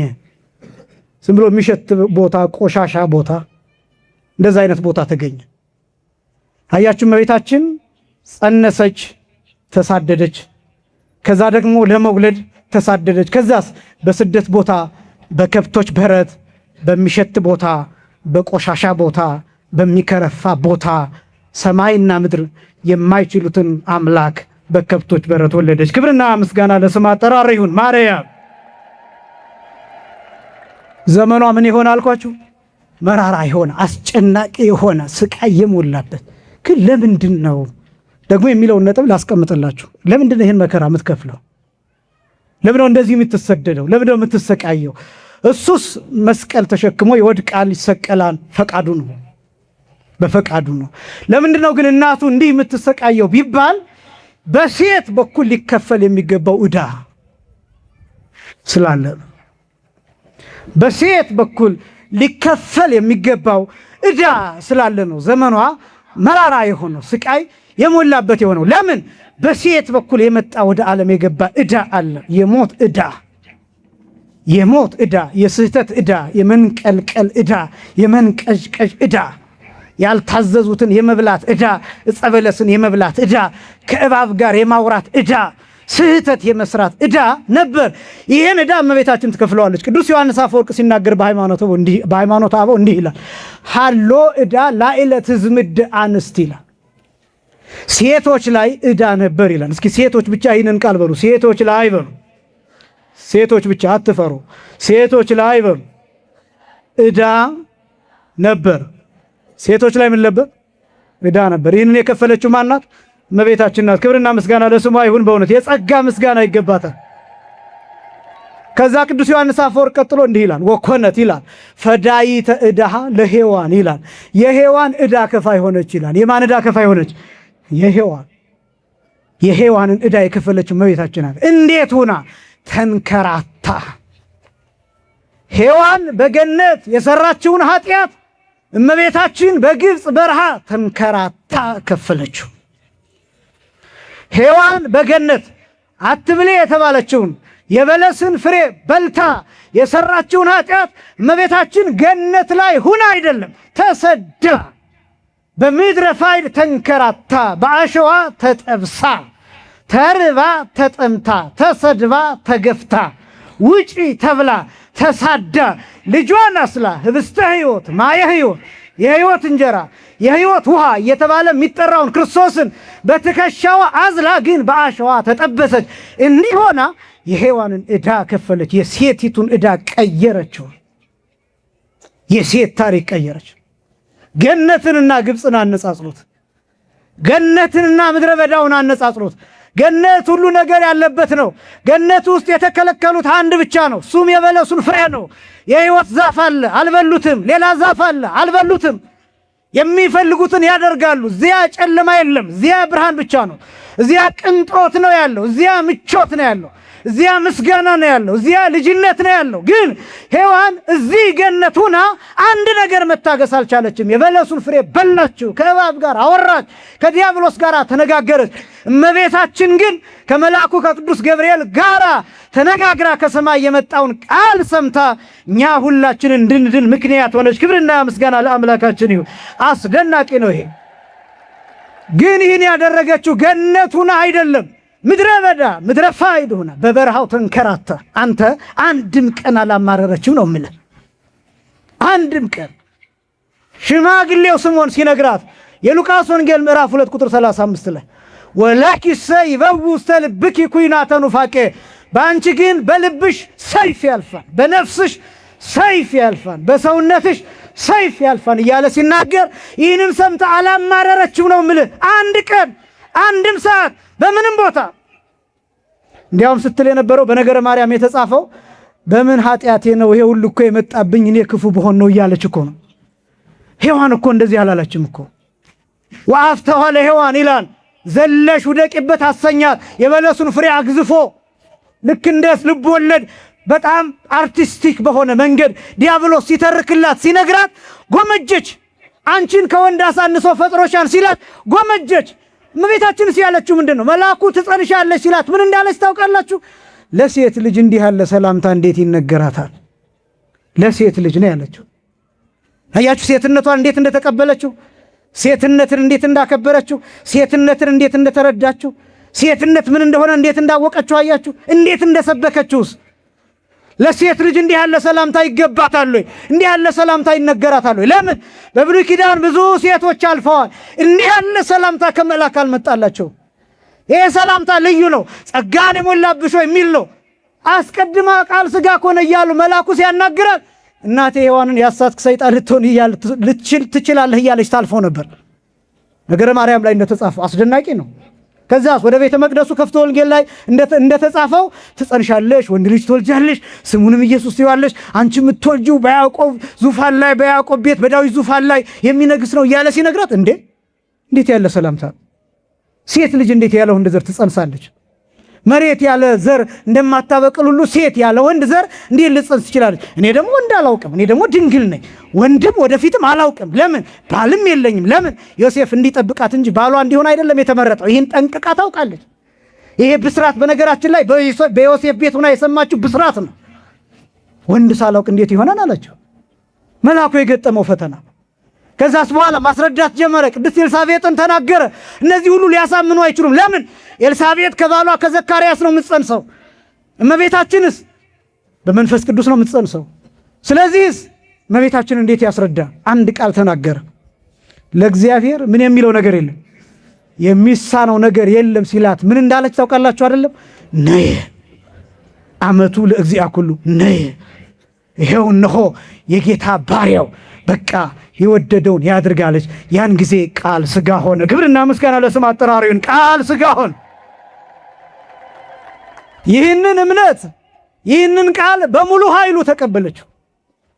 እኔና እናንተ እንደምናውቀው አይደለም እመቤታችን ይህን ቃል የተቀበለችው። በሙሉ ኃይሉ ቃሉ በሙሉ አቅሙ እሷ ላይ እንዲሰራ ፈቀደች እመቤታችን፣ ወደደች እመቤታችን። ስለዚህ ልክ ይህንን ቃል በሙሉ አቅሙ ስትቀበለው ጠራው። ከሦስቱ አካላት አንዱን አካል እግዚአብሔር ወልድን ጠራው። አካላዊ ቃል ከሥጋዋ ሥጋን ከነፍሷ ነፍስን ነስቶ ተዋሃደ። ከዚያስ ይህ የእመቤታችን እምነት የምእመናን ሁሉ መሪ ሆነ። ቅዱስ ቄርሎስ እንዲህ ብሎ እንደተናገረው ወኮነት መራሂዘ ለሃይማኖት አባይ፣ ለታላቁ ሃይማኖት መሪ ሆነች። ማርያም ማለት መንግሥተ ሰማያት መርታ የምታስገባ ተብሎ የሚተረጎመው ሁለተኛው ይሄ ነው። ክብርና ምስጋና ለስም አጠራሩ ይሁን የአምላካችን። በጣም አስደናቂ። ማር ማለት መራራ ማለት ነው። ያም ማለት ዘመን ማለት ነው። ማርያም ማለት ዘመኗ ምን የሆነ ማለት ነው? መራራ የሆነ ማለት ነው። ወደ ስደቷ ደግሞ እመጣለሁ፣ ጥቂቱን አሳያለሁ። ከዛ ቀጥሎ ደግሞ ጌታን ስትወልድ ተሰዳ ወለደች አልኳችሁ። በግርግም ወለደች አልኳችሁ። በከብቶች በረት ወለደች አልኳችሁ። ከዛስ በኋላ ከወለደች በኋላ እንደገና ጌታን ይዛ ወደ ግብፅ መሰደድ ነበረባት። ይሄ ታሪክ የትኛውን ክፍል ያሳያል? በብሉይ ኪዳን የነበረውን የእስራኤልን ስደት ታሪክ የሚያሳይ ነው። በአዲስ ኪዳን የብሉይ ኪዳኑን አንጻር የምናጠናበት ማለት ነው። የማቴዎስ ወንጌል ምዕራፍ 2ን ሙሉን ብታጠኑት ኦሪት ዘጸአት ሆኖ ይጠናል። በነገራችን ላይ ወጣቶች በተለይ የማቴዎስ ወንጌል ምዕራፍ 2 ኦሪት ዘጸአት ተብሎ ይጠናል። የኦሪት ዘጸአት ትርጉም ያለው የማቴዎስ ወንጌል ምዕራፍ 2 ላይ ነው። ኦሪት ዘጸአት ማለት የመውጣት ሕግ ማለት ነው። ይሄ የመውጣት ሕግ ትርጉም ቀጥታ የምታገኙት ከዮሴፍ ታሪክ ጀምሮ ከሙሴ ታሪክ ጀምሮ የእስራኤልን ጉዞ ቁልጭ አድርጎ የሚያሳያችሁ የሐዲስ ኪዳን ክፍል የማቴዎስ ወንጌል ምዕራፍ 2 ነው። ምዕራፍ 2 ፈርዖንን ታገኛላችሁ ብሉይ ኪዳን ላይ፣ እዚህ ላይ ሄሮድስን ታገኛላችሁ። እዚያ ሙሴን ታገኛላችሁ ኦሪት ዘጸአት ላይ፣ እዚህ ደግሞ የማቴዎስ ወንጌል ምዕራፍ 2 ላይ ጌታን ታገኛላችሁ። ኦሪት ዘጸአት ላይ ማርያም የሙሴን እህት ታገኛላችሁ። የማቴዎስ ወንጌል ምዕራፍ 2 ላይ እመቤታችንን ታገኛላችሁ። ኦሪት ዘጸአት ላይ የመልአኩን ታሪክ ሙሴ ጫማውን ያስፈታውን ትመለከታላችሁ። የማቴዎስ ወንጌል ምዕራፍ 2 ላይ እናቱንና ልጁን ይዘህ ሽሽ የሚል የመልአኩን ቃል ታገኛላችሁ። ወዴት እንደሚሄዱ እዛ ላይ ይገልጣል ኦሪት ዘጸአት። የማቴዎስ ወንጌል ምዕራፍ 2 የት ደርሰው እንደተመለሱ ይገልጥላችኋል። አንዳንድ ጊዜ መጽሐፍ ቅዱስን ስታጠኑ ኮምፓራቲቭሊ እያነጻጸራችሁ ብሉይ ኪዳኑ አዲስ ኪዳኑ የት ተተርጉሟል የቱ ጋር ተመሳሳይ ነው እያላችሁ ብታጠኑት በአንድ ጊዜ ብሉይ ኪዳኑንም አዲስ ኪዳኑንም የሚያጥናት ብቃት ይኖራቸዋል። ስለዚህ የማቴዎስ ወንጌል ምዕራፍ 2 እነዚህን ይገልጣል። ከዛ ደግሞ ወደ ግብፅ መሰደዳቸው እነዛኞቹ በግብፅ መሆናቸውን ያጠይቃል። እንዳልኳችሁ አስቀድሜ እዚያ ሕፃናት ወንዶች መገደላቸውን የማቴዎስ ወንጌል ምዕራፍ 2 144,000 ሕፃናት መገደላቸውን ያሳያል። የማቴዎስ ወንጌል ምዕራፍ 2 ላይ ያለው ኦሪት ዘጸአት ላይ ራሔል ስለ ልጆቿ ያለቀሰችውን ለቅሶ በቀጥታ የማቴዎስ ወንጌል ምዕራፍ 2 ላይ በስም ጠቅሶ ራሔል ስለ ልጆቿ አለቀሰች የሚለውን ታሪክ ይነግራቸዋል። እነዚህን ታሪኮች ታገኛላችሁ። ያ ስደት በእመቤታችን ይደገማል። ያ ህዝብ ሲሰደድ ልብ በሉ፣ ያ ህዝብ ሲሰገድ ከ20 ዓመት በላይ የነበሩ ሲቆጠሩ 600,000 ናቸው ይላል። ስንት ሺህ ናቸው? 600,000። እዚህ ግን የተሰደዱት እመቤታችን፣ ዮሴፍ 2፣ ጌታ 3፣ ሰሎሜ 4 ሆኖ መሰደዳቸውን ይገልጣል። ነገር ግን እመቤታችን ቅድስት ድንግል ማርያም በጀርባዋ ያዘለችው ጌታ ሁላችንን ተሸክሞ መስቀል ላይ የሚደቅ ስለሆነ ሁላችን በዚህ ስደት ተወክለናል። ስለዚህ እመቤታችን ህዝብ ይዛ ነው የተሰደደችው። እኛን በጀርባዋ አዝላ ነው የተሰደደችው። እኛን ተሸክማ ነው የተሰደደችው። እኛን ይዛ ነው የተሰደደችው። አያችሁ፣ ከዛስ ረሃቡ እሷ ላይ ያርፋን፣ ጥሙ እሷ ላይ ያርፋን፣ ስቃዩ እሷ ላይ ያርፋን። ስለዚህ ማርያም ተብላ ትጠራለች። በስደቷ ሁሉንም አልዘረዝርም፣ 4 ጊዜ ጽኑ ልቅሶ አልቅሳለች ብለው አባቶቻችን ያስቀምጣሉ። 4 ጊዜ። ስንት ጊዜ አልኳችሁ? 4 ጊዜ። ማርያም ማለት ማር ማለትን ማለት ነው አልኳችሁ። መራራ ያም ማለትን ማለት ነው አልኳችሁ። አንድ ላይ ዘመኗ ምን የሆነ መራራ የሆነ ማለት ነው። ትርጉሙ ይሄ ነው። ስደቷ 4 ጊዜ ጽኑ ልቅሶ ይላል። ጽኑ ልቅሶ ነው፣ ልቅሶ አይደለም ያልኳችሁ። ጽኑ ልቅሶ። ጽኑ ልቅሶ የሚባለው እንባዋ መንታ መንታ ሆኖ የወረደበት፣ ፊቷን ያቃጠለበት፣ የገሸለጠበት፣ አይኗን ያንጣጣበት። ለምሳሌ አንዱን ብቻ ይጠቅሳሉ። የቅዳሴ ማርያም ላይ ሁልጊዜ የምትሰሙት መጨረሻ ላይ ሀዳፌ ነፍስ የሚባለው ላይ አዘክሪ ድንግል አንብአ መሪረ ዘውህዘ እምአእይን ትኪ ዲበ ገጸ ፍቁር ወልድክ የሚላል። ድንግል ሆይ ከዓይንሽ በልጅሽ ፊት ላይ የፈሰሰውን መራራ የእንባ ጎርፍ ነው የሚለው። የእንባ ጎርፍ አሳስቢ። ከዓይንሽ በልጅሽ ፊት ላይ፣ በልጅሽ ምን ላይ? ፊት ላይ። ልብ በሉ፣ ከዓይንሽ በልጅሽ ፊት ላይ ነው የሚለው። እንባዋ የፈሰሰው በልጇ ፊት ነው የፈሰሰው። አሁን የኔና እናንተ እንባ ይፈሳን፣ እግዚአብሔርም ያየዋል። ልክ ነው፣ እንባችንን ይመልከትልን። ግን ደግሞ የኛ እንባ መጀመሪያ ዱብ የሚለው መሬት ላይ ነው። የእመቤታችን እንባ ግን መጀመሪያ የሚያርፈው የጌታ ፊት ላይ ነው፣ የልጇ ፊት ላይ ነው። ለምሳሌ አንዱ በትርጓሜው አንዱ ያለቀሰችበትን ሲገልጥ ጌታን ይዛ ስትሰደድ የሄሮድስ መምጣት ተነገራት ይላል። ዮሳ የአልዓዛር ልጅ የዮሴፍ ልጅ ዮሳ የዮሴፍ ልጅ በአልዓዛር መረጃ መሰረት እየሮጠ ሂዶ 40 ቀን ተጉዞ እመቤታችን የደረሰችበት ቦታ ይደርሳል እና በጣም እየተጣደፈ ሂዶ ወንዝ ዳር ውሃ እየጠጡ ያገኛቸዋል። እግሩን እያጠበች ሰሎሜ፣ እመቤታችን ደግሞ ሕፃኑን እያጠባች ሲያገኛቸው ይላል ትርጓሜው፣ እንደምን ዋላችሁ እንደምን አደራችሁ ሳይል እንደናንተ ያለ ባለጤና የለም፣ የሄሮድስ ጭፍሮች ታዘው እዚህ አፍንጫችሁ ስር ደርሰዋል፣ እናንተ ደግሞ እዚህ ተቀምጣችኋል ብሎ ይነግራቸዋል። እና ያን ጊዜ እመቤታችን ደነገጠች ይላሉ መተርጉማኑ። ነገረ ማርያም ላይ ተጽፏን ታሪኩ። ያን ጊዜ ደነገጠችና ሕፃኑን ከሰሎሜ እጅ ተቀብላ ዘርግታው ይላል መሬት ላይ ዘርግታ እላዩ ላይ ሆና አለቀሰችበት ይላል። እጇን በእጁ ትክክል አድርጋ፣ አይኗን በአይኑ ትክክል አድርጋ፣ አፏን በአፉ ትክክል አድርጋ እላዩ ላይ ወድቃበት ከዚህ ሁሉ መከራ ላላድንህ ነው ወይ እኔ እንስሳት አራዊት የማይችሉትን መከራ የተቀበልኩ ብላ እላዩ ላይ እንባዋን አፈሰሰችው ይላል። ፊቱ ላይ ድንግል ሆይ ከዓይንሽ በልጅሽ ፊት ላይ የሚለው አንዱ ይሄ ነው። ደራሲው ሲናገር በሰቆቃወ ድንግል አመፈርነወ ሄሮድስ ወአሊሁ ውስተ ደብረ ቁስቋም ይስሳ ሰሚዓ ድድቀተ እምቃለ ወልደ ዮሴፍ የሳ ማርያም ደንገጸት ወተሃውከ ኮርሳ ምደ ሰሎሜ ሶቢሃ ተመጣወት ለሮሳ ከመትብክዩ አቁራ በልብሳ ይላል። ሄሮድስ ወታደሮችን በላከ ጊዜ እመቤታችን የሚያስደነግጥን ቃል ደምሳ ሰምታ አንጀቷ ተናወሰ ይላል፣ ደነገጠች ይላል። ያን ጊዜ ከሰሎሜ እጅ ልጇን ተቀብላ በልብሷ ጠቅላ ላዩ ላይ አለቀሰችበት ይላል። ስለዚህ እንባዋን ያውቀዋል፣ እንዴት እንደሚያቃጥል ያውቀዋል፣ እንዴት እንደሚሞቅ እንዴት እንደሚገሸልጥ ያውቀዋል፣ እንዴት እንደሚያንጣጣ ያውቀዋል። በፊቱ ወርዷል። ጉንጩን እያጠበው እያጋጠለው እየገሸለጠው ወርዷል። እንባዋ ፊቱ ላይ ፈሷል፣ በጆሮው ፈሷል፣ በጉንጩ ፈሷል። ስለዚህ እንባዋን የሚያውቀው ልክኛ እንደምናፈሰው አሸዋ ላይ መሬት ላይ እንደሚወድቀው ዱብ እንደሚለው እንባ አይደለም። ፊቱን እየገሸለጠው ሲወርድ በስጋም ጭምር ያውቀዋል። ይሰማል የእንባዋ ሙቀት፣ የእንባዋ ምሬት፣ የእንባዋ ማንጣጣት በስጋው በኩል አልፏል። ቦይ እየሰራ በፊቱ በኩል ወርዷል። ማርያም ማለት ዘመኗ መራራ የሆነ ነው።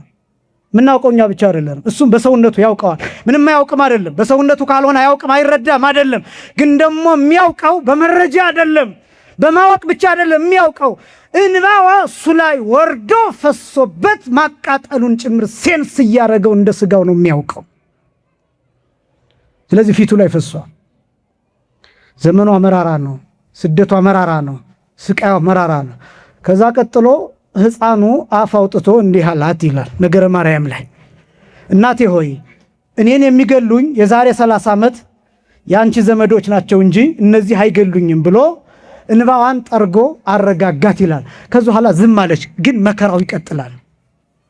ከዛ በኋላም ጌታችን መድኃኒታችን ኢየሱስ ክርስቶስን ኮቲባ ተብላ የምትጠራ ሴት ከዮሴፍ እጅ ተቀብላ መሬት ላይ ፈጥፍጣ ስትጥለው ያን ጊዜ የሞተ መስሏት ምርር ብላ ለቀሰች ይላል። ሁለተኛው ለቅሶ። ከዛ ሶስተኛው ልንገራችሁ። ወደ ዛሬው ታሪክ ስመጣ ማርያም ማለት ማር ማለትን ማለት ነው አልኳችሁ። መራራ ያም ማለትን ማለት ነው አልኳችሁ። ዘመን አጠቃላይ ማርያም ማለት ዘመኗ ምን የሆነ ማለት ነው? መራራ የሆነ ማለት ነው። ይህን ነው እያሳየ ያለሁት። ሕይወቷ በስቃይ የተሞላ በመከራ የተሞላ ነው። ያለ ኃጢአቷ ያለ በደሏ መከራ እየከፈለች የኖረች ሴት ናት። በዚህ በኩል እንድታውቁት እንድትረዱት ነው እያልኩ ያለሁኝ።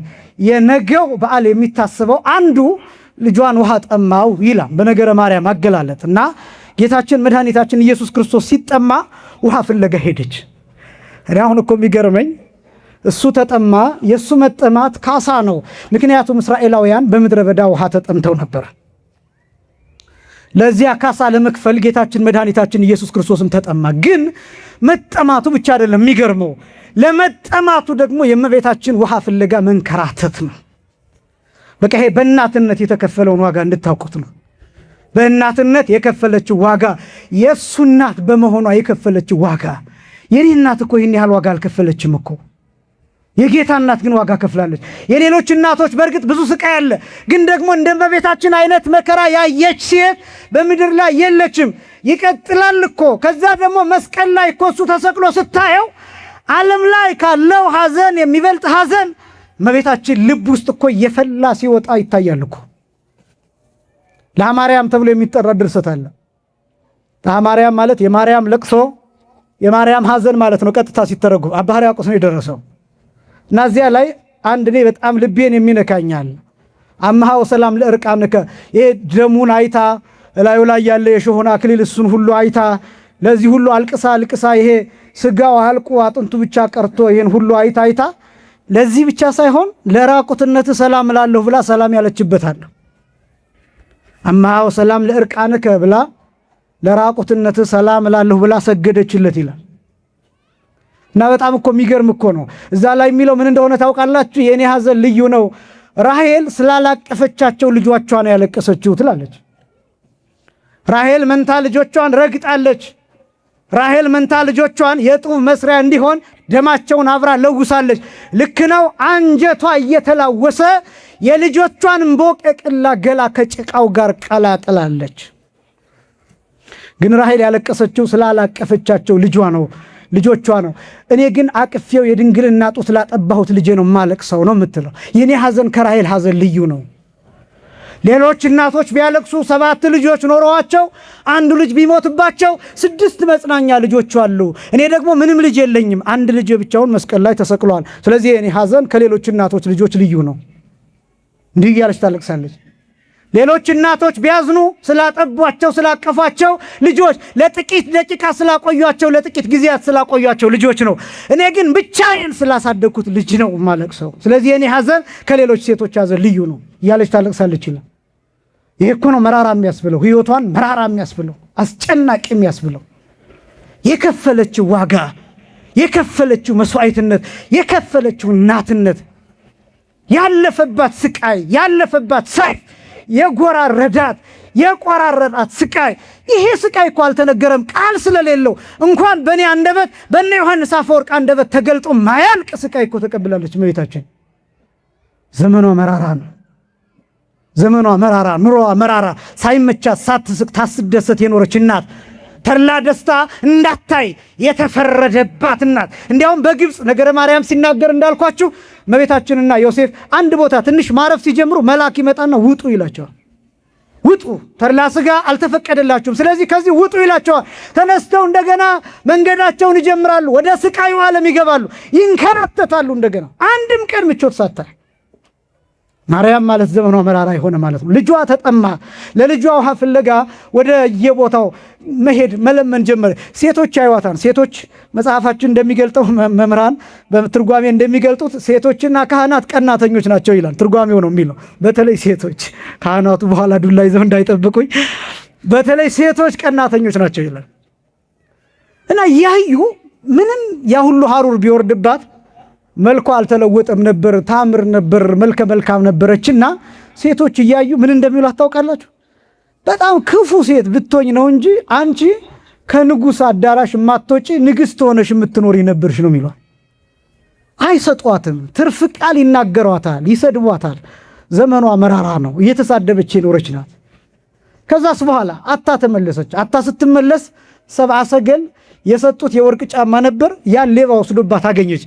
ቁጭ ብላ ይላል እጇን አናቷ ላይ አድርጋ እንደ ሕፃን ምርር ብላ ስቅስቅ ብላ ጽኑ ልቅሶ አለቀሰች። ደራሲው እንደሚናገረው መለኮት ጓላ ሶበ ጸምአ ከመደቂቅ ይላል ዘይሰፍሮ በህፍኑ ለማየ ባሕር እሙቅ ይላል።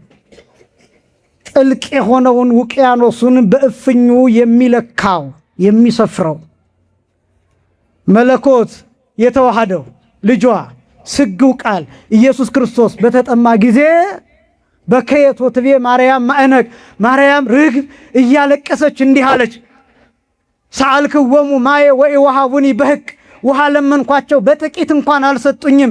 እምሰባ ሀገር አልቦ ዘየአምራ ለጽድቅ፣ ከነዚህ ሰዎች ከሀገር ሰዎች ወገን እውነት የምትባልን የሚያውቃት የለም፣ ርኅራኄን ምሕረትን የሚያውቃት የለም፣ አልሰጡኝም ብላ ምርር ብላ ጽኑ ልቅሶ አለቀሰች ይላል። በዚህ ጊዜ የእሷን ለቅሶ ሲሰማ ሕፃኑ ሰሚኦ ሕፃን ለእሙ ገአራይ፣ የእናቱን ጩኸትና ለቅሶ ባየ ጊዜ ባረከ ኮካ ወአንቀአ ማየ እንታይተ እግራ፣ ከእግሯ ስር አለቱን ባርኮ ውሃ ፈለቀና ወእምኔሁ ትስተይ ለጽምአ አመራ፣ ወእምኔሁ ለጽምአ ትስተይ አመራ፣ ለጥማቷ ለመጠማቷ ለእርሷም ውሃ እንድትጠጣ አመለከታት። እሱም ከዚያ ውሃ ጠጣ ይላል። የነገ ዕለት የሚታሰበው ይሄ ነው።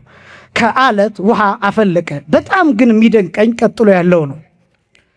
እምሰባ ሀገር እይስተይዋ ለኢቲ ማይ እይስተይዋ ለሰባ ሀገር ሚኢቲ ማይ እይስተይዋ እምሰባ ሀገር አምረራ ለኢቲ ማይ አምረራ ወለርሁቃን ፈውሰ ወጥም ተገብራ የሚል ነው።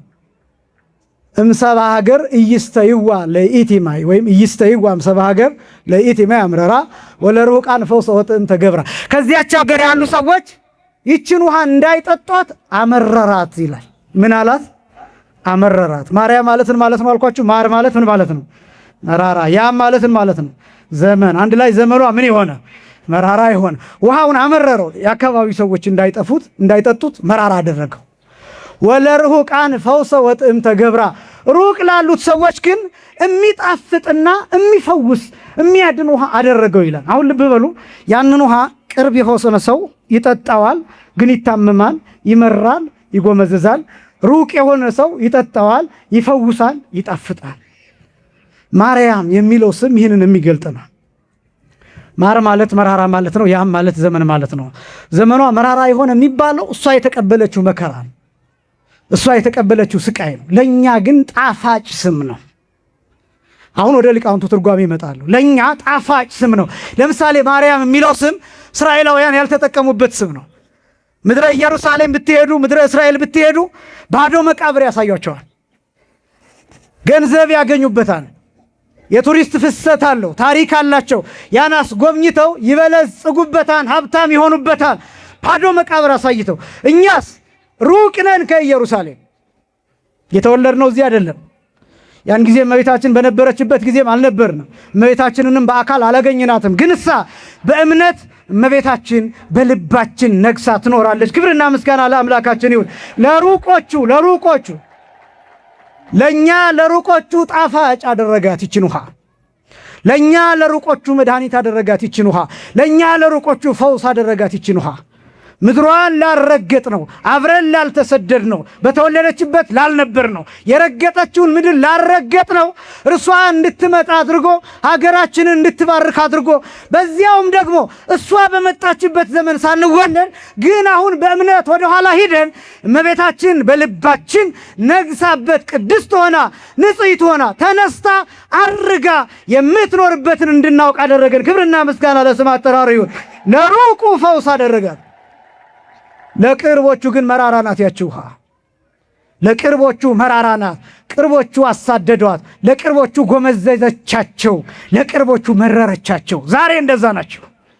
የእመቤታችን ስም የሚመራቸው፣ የእመቤታችን ስም ሲጠራ የሚደነግጡ፣ የሚጨነቁ 24 ሰዓት በጣም ብዙ የሚሉ ለምን ተዘመረ ስለ እመቤታችን የሚሉ ስለ ራሳቸው የሚዘመርላቸው ደስ የሚላቸው ሲሰገድላቸው ስግደት የሚቀበሉ ሰዎች ተንበርክከው ሳር የሚግጡላቸው ሰዎች ተንበርክከው የጫማቸውን ሽታ የሚያሸቱላቸው ሰዎች እነሱን የማይከለክሉ ግን የጌታ እናት ስም ሲጠራ የሚጨነቁ ሰዎች በዓለም ላይ ብዙ ናቸው።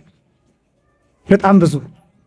ይህን ሁሉ መራራ ዘመን ያሳለፈች እመቤታችን፣ እናትነትን ጥጉን ያሳየችን እመቤታችን፣ ሴትነትን ጥጉን ያሳየችን፣ ርኅራኄን ያሳየችን፣ የሰውን መልክ፣ የሰውን ብቃት፣ የሰውን ችሎታ፣ የሰውን ንጽህናና ቅድስና ጫፉን ልኩንና መጠኑን ያሳየችን የአምላክ እናት ስትጠራ የሚጎመዝዛቸው በጣም ብዙዎች ናቸው።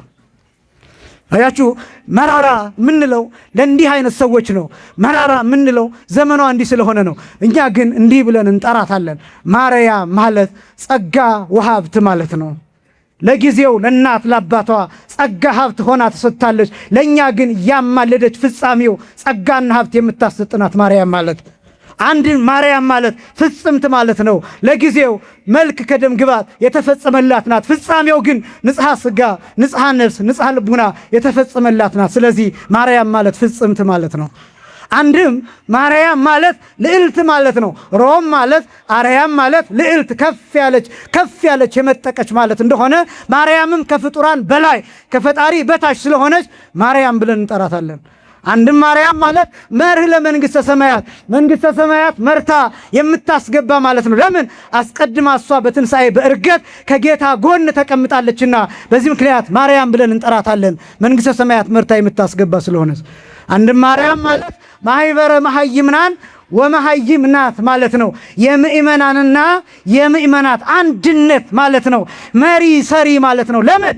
በሐዋርያት በ120 ቤተሰብ መካከል መንፈስ ቅዱስ ሲወርድላቸው አብራ የነበረች አስቀድማም መንፈስ ቅዱስ ያደረባት ስለሆነች አስቀድማም ደግሞ መንፈስ ቅዱስ ያሳደረች ስለሆነች በቅዱስ ኤልሳቤጥ ላይ በዚህ ምክንያት የምእመናንና የምእመናት አንድነት ብለን እንጠራታለን ማርያም ማለት። አንድም ማርያም ማለት ተፈስሒ ቤተ ይሁዳ ወታሐሰይ ቤተ እስራኤል፣ የይሁዳ ቤት ሆይ ደስ ይበልሽ፣ እስራኤል ዘነፍስ ሆይ እልል በይ የሚል ትርጉም ስላለው የምናመሰግንባት ስለሆነች ማርያም ብለን እንጠራታለን። ክብርና ምስጋና ለአምላካችን ይሁን። ማርያም ማለት ይሄን። አንድም ማርያም ማለት እመ ብዙኃን የብዙዎች እናት ማለት ነው። እርሱም ደግሞ ጌታ ራሱ እነኋት እናት ብሎ ለዮሐንስ በሰጠው ጊዜ በዮሐንስ በኩል እናት አድርገን ተቀብለናታል።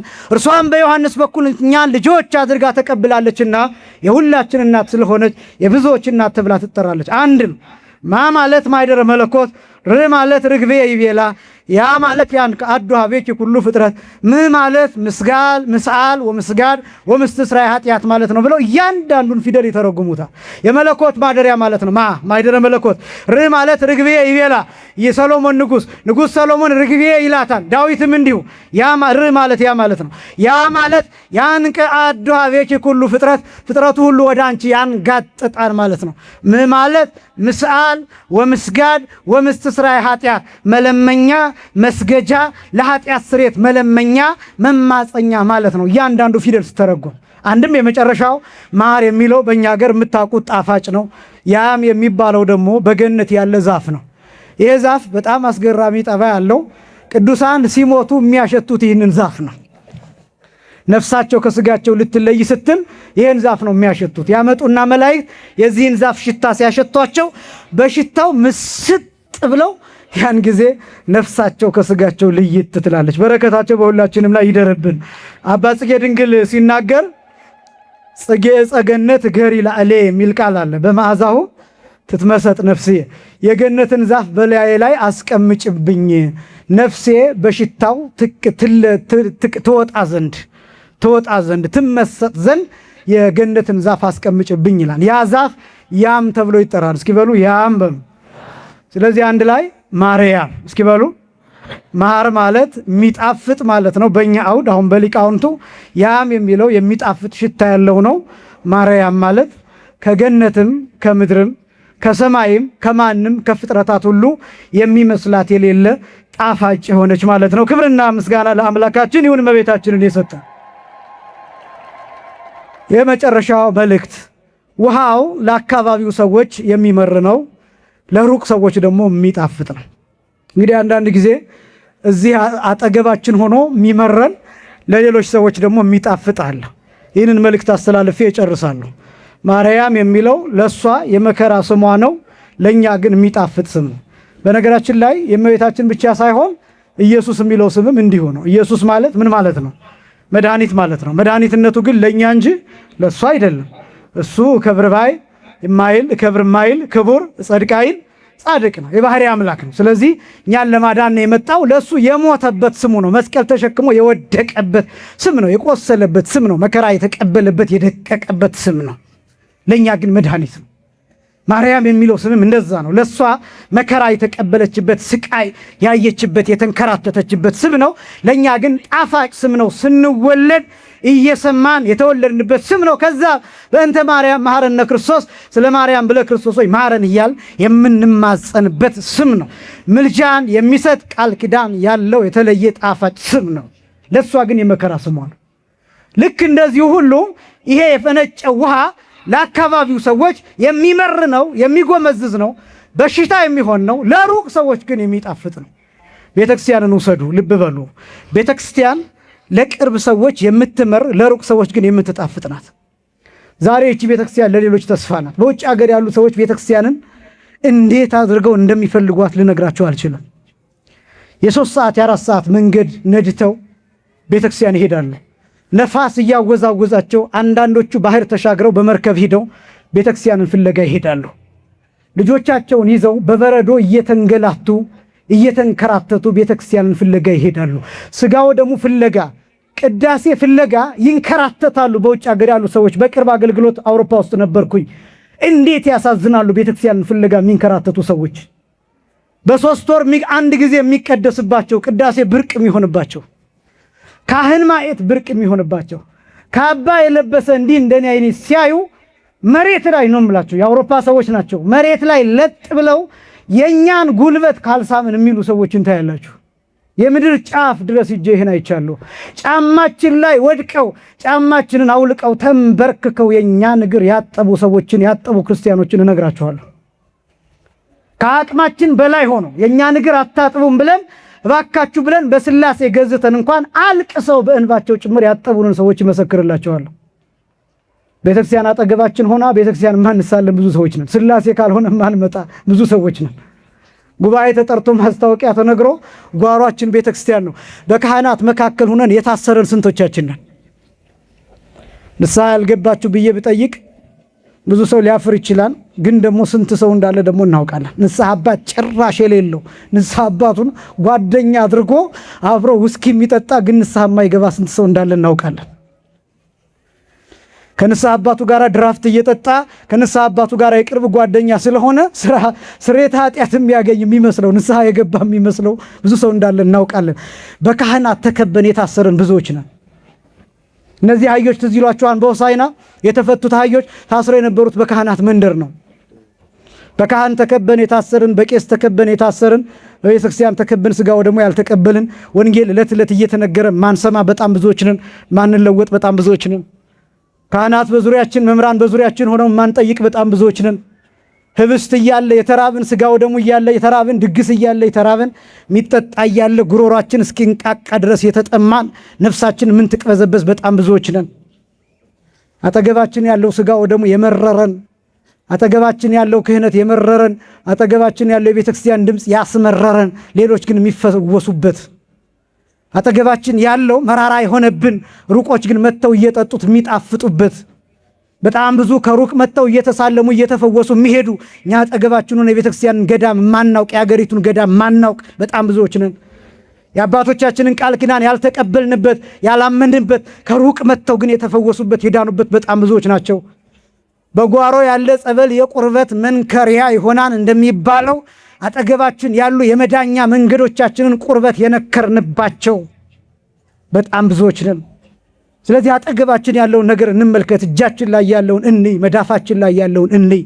ጓሯችን ያለውን ቤተክርስቲያን ለጸሎት፣ ለበረከት፣ ለሥጋ ወደሙ እንጠቀምበት። ሁልጊዜ መቀስቀስ፣ ሁልጊዜ ማስታወቂያ መስራት ይሄ ይቅር። ይሄ ነው የዕለቱ መልእክት። ጌታችን መድኃኒታችን ኢየሱስ ክርስቶስ ከእግሯ ስር ውሃውን አፈለቀ። ከዛም እመቤታችን ከዚህ ውሃ ጠጣች፣ እርሱም ጠጣ። ክብርና ምስጋና ለአምላካችን ይሁን። ዛሬም አምላካችን